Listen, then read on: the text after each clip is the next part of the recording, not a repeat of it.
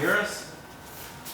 I can hear you perfectly, thank you. So you know that the tour guide is waiting for you tomorrow morning at the Jaffa Gate in Jerusalem, right? They don't know how to find me because you spelled my name wrong.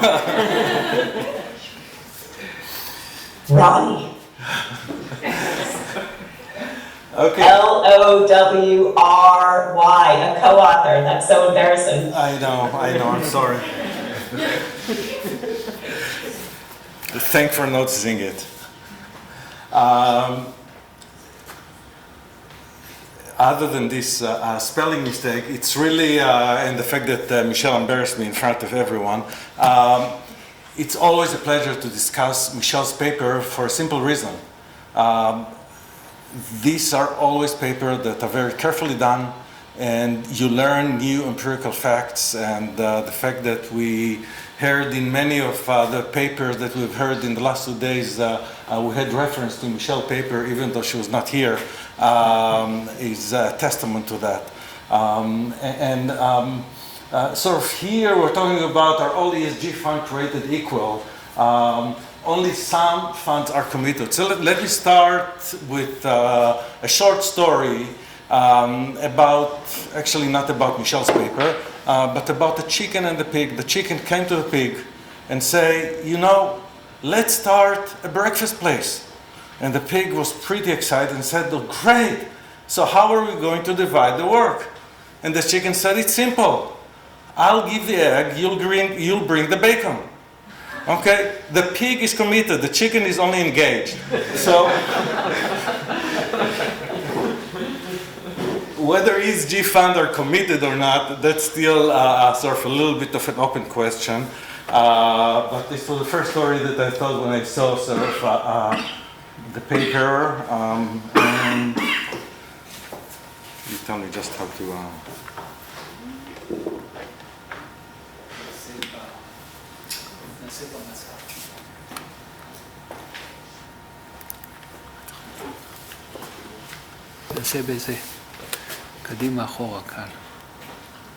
Okay, so I don't know whether a third or half the papers in this conference were about sort of ESG, and you know, with all due respect to papers on IPOs, or on paper on dividends, or on paper on analysts, what we're talking about here, in my humble opinion, is by order of importance more meaningful to our future and future of our kids, that how taxation affect dividends, for example. Sort of putting it in perspective relative to sort of my papers, and or the topic that I've been looking a lot. This is one of those topics, not the only one, where economists and finance people have the opportunity to actually make a significant difference, both positive and negative. Okay, in the sense that if we are misleading policymakers that are now making policy into the sort of to the wrong path, we're in trouble.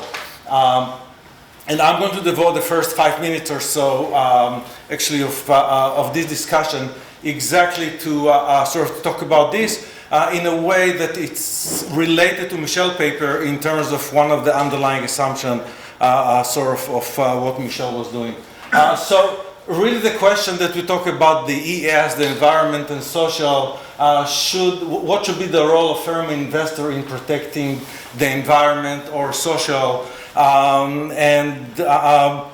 if you go back to sort of the standard analysis, we're saying firms should simply maximize value, maximize NPV. Of course, it's not that simple, right? Because we have 60 years of research to show you how complicated it is with conflict of interest and with contract and asymmetric information, etc., etc. But this is sort of at least as simple in terms of the objective.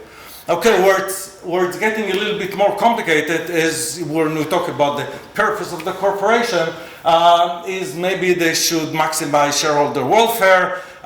Sort of Luchan is not here, but I know that this is something that he and others are very passionate about, whether what should be the objective of the firm. And some people would argue, well, there is really not a problem, right? I mean, like, no contradiction. I put solar panels on on the roof of my house. I've not done it because I was trying to, honestly, because I was looking at the trade-off between environment and the NPV project, but simply because I got 14% return a year on that. Okay, so that's positive NPV. There is no contradiction, even though it looks nice at Friday night dinner when I talk about it with my friends of how environmentally conscious I am. The same thing is also with firm. If there is no contradiction and we can just use wind energy or solar energy and not pollute the water, and all of this is great because positive NPV, we don't have to talk about it so much. In fact, if this is the case, we don't need mutual funds, we don't need government, we don't need anyone to interfere. This will happen. CEOs are not idiots. Okay, they know how to run their company by and large better than us, so unless there is inherent conflict of interest or some severe asymmetric information, this will happen naturally. But I don't think actually that this is the case in most, and we see it, okay, in most instances. Oftentimes reducing environmental damage or improving social aspect associated with cost, and for firms to do it, they need some nudging, okay? Now, where can this nudging come from? So, the first, and in my opinion, the most important source of nudging is government. I don't care whether it's court or government or Senate or president or whatever, it doesn't really matter. But definitely it's with rules, it's with regulation, it's with subsidies, incentive of all sorts. That's sort of the only way to do it. The second source is government, and the third one is also government. Okay, but then you have some other that we're talking about. One is consumers, which I think is very important. Millennial, Gen Z, we know they care a lot about it.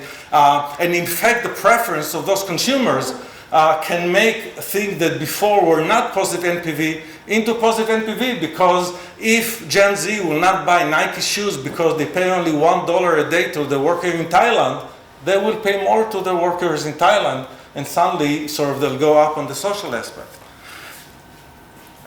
And sort of the topic of what we talk here, what the discussion here is really shareholder funds in particular, but not only, where we have all form of engagement or commitment.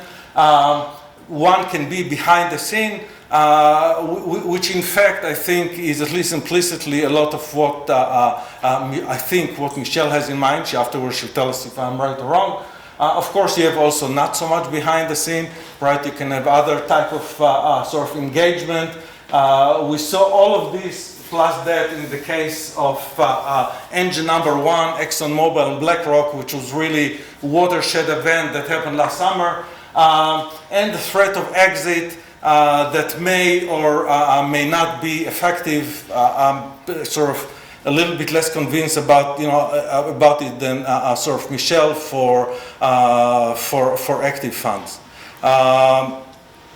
But it's really the bottom line of this 5-minute spiel is to remember that no nudging is needed if ES are positive NPV.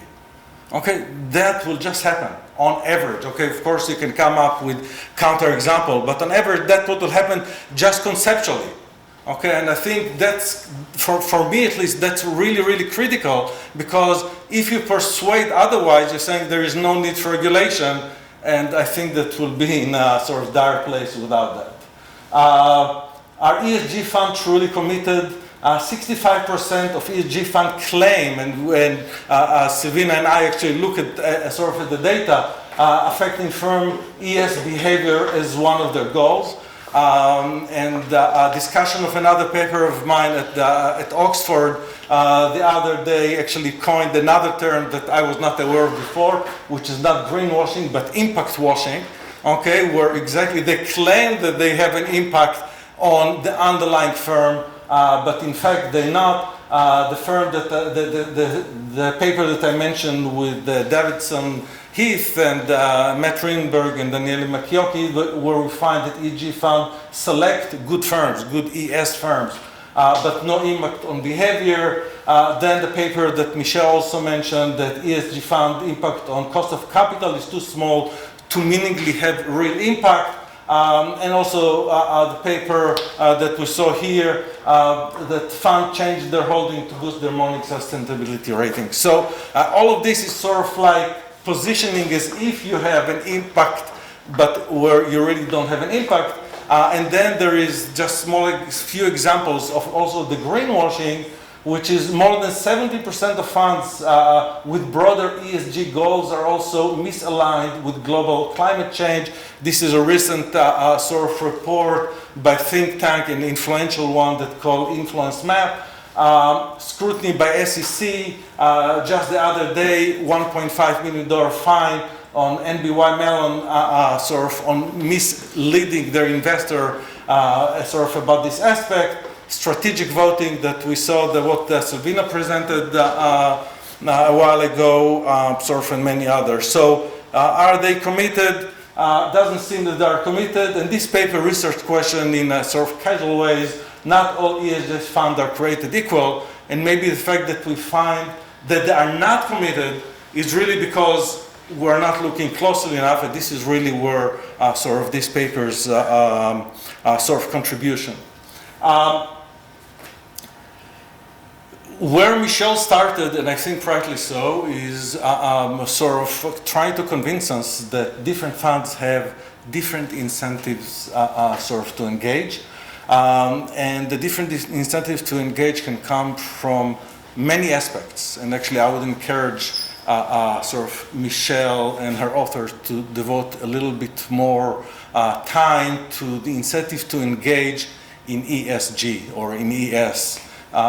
More than what's been done. So you see here a few examples of this. One where the main focus of this paper is the structure of management fees, but it's not only this, it's purpose-related sort of incentives.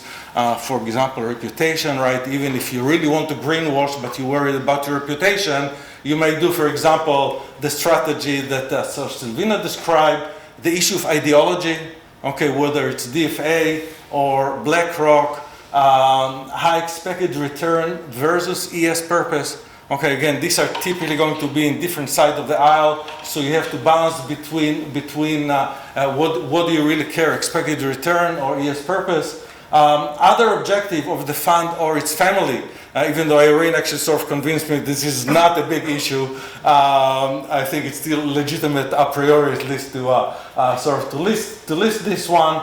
Active versus passive, very, very important, sort of in my opinion. Sort of passive funds don't have much incentive to engage in anything. When you take 7 basis point as annual fee with and they have to follow 3,000 stocks, you are not only not committed, you're not really engaged, I think. And then sort of the issue of retail versus institutional funds. Funds that are more tilted toward institution. 3 minutes. Okay. So luckily Michelle did a great job in explaining to you what she's doing. Okay, so but sort of this paper, and this is sort of the big one of the issues that I would like to discuss. Is really the incentive to engage, and as Michelle explained, this is really the sum of a direct component, which is the dollar invested, and then the indirect component, which is not only the dollar invested, but dollar invested relative to your peer in this specific company, which give you an added incentive, presumed to monitor, and all of this is conditional asset weighted MSCI ESG score, so it's really comparing the apples to apples. And then defined committed fund, the incentive measure are above the median as nominal fund and on nominal fund otherwise. Okay, so again, you see if you compare it to what I had on the sort of the previous slide, it's one aspect of what I view as committed sort of relative to sort of to the ESG. And this is sort of very nice measure, possibly capture incentive related to fees. I think it does. But maybe it does not capture all the elements that are possibly unique to ESG funds. And I think this is something that Michelle is doing and the co-author are doing a very good job in terms of trying to come with some robustness test of looking at that, but I would encourage something that a little bit more direct that is related to that. So I think given the time constraints, I will sort of just summarize sort of the comment that I want to say about the paper. The first one is really sort of how to measure what are committed ESG committed funds, not just committed funds, but ESG committed funds. And the other comment, which is related really to the hypothesis really is built on the notion that investment in ESG positively influence firm financial performance.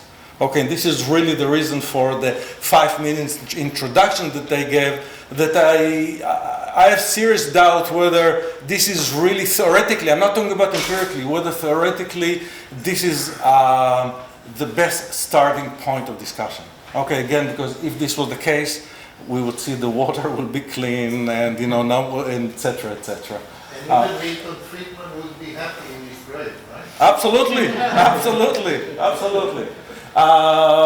So I think all these aspects are not happening voluntarily because these are negative NPV endeavor and we need sort of this sort of nudging. The paper is doing actually sort of a nice job contrasting sort of the implication of this hypothesis to the one of greenwashing. But also there, I think that because of my concern actually with this bullet point, I think that more has to be done a priori to show this is not the case. And I want to emphasize the difference between the, let's call it the theoretical setting, between the empirical result, which I have no qualm with. But this theoretical setting allowing us an interpretation that we need a little bit more confidence in. So Michelle, after respelling your last name, I'm going to send you the slides. Thank you very much. Great paper, I really suggest it to read it. Thank you. Thank you very much.